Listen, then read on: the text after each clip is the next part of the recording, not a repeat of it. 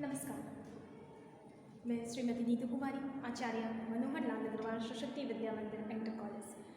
तो आज के वीडियो में आपका स्वागत है। आज के वीडियो का टॉपिक है Today's topic is definition of money. There is no commonly acceptable definition of money. Money का कोई भी common acceptable definition नहीं है जिसे सब लोग मान सकें. Some define money as anything acceptable, a payment of goods and services or in settlement of debt.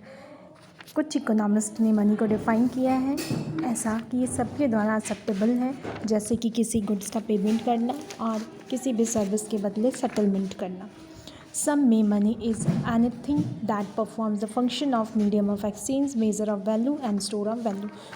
कुछ इकोनॉमिस्ट का मानना है कि मनी जो है वो एक वर्क परफॉर्म करता है, जैसे कि वो मीडियम ऑफ एक्सचेंज है, मीन्स विनिमय का साधन हो, या तो फिर वैल्यू मेज़र करने का साधन हो, या किसी की वैल्यू को स्टोर करके रखने का साधन हो.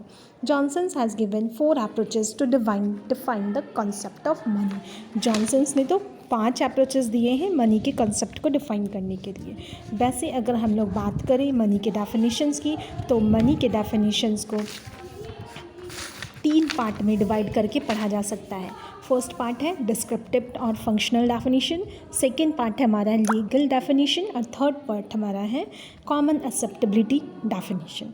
फर्स्ट पार्ट की बात करें तो डिस्क्रिप्टिव या फंक्शन डेफिनेशन जो है उसमें मनी के फंक्शन के अकॉर्डिंग डेफिनेशंस को डाला गया है. इसमें मेनली डेफिनेशंस आता है प्रोफेसर थॉमस का, जिन्होंने कहा है money means to an end not for its own sake but as a means of obtaining other articles or commanding the service of others. उन्होंने कहा है कि मुद्रा किसी आर्थिक लक्ष्य की प्राप्ति का साधन है अथवा जो दूसरी की वस्तुओं सेवाओं को प्राप्त करने के लिए दी जाती है. सेकंड हम लोग बात करें लीगल डेफिनेशन की, वैधानिक परिभाषाएं, तो इसमें मुख्य रूप से नाम आता है नैप का. नैप ने कहा है anything which is declared by state as money becomes money. जिसे किसी स्टेट ने डिक्लेयर कर दिया मनी के रूप में, वो मनी बन जाती है. तीसरी डेफिनेशंस की बात करें हम लोग तो वो है कॉमन एक्सेप्टेबिलिटी डेफिनेशन. इसमें नाम आता है केन्स जी का. केन्स ने कहा है money is that by delivery of which डेप्ट contrast and price contrast and discharge and in the shape of which a store of general purchasing power is held.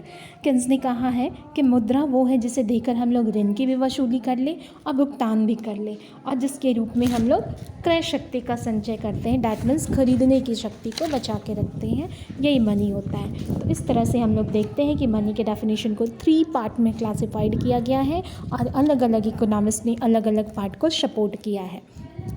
आज के टॉपिक में बस इतना ही. नेक्स्ट में हम लोग पढ़ेंगे what is the function of money. Thank you.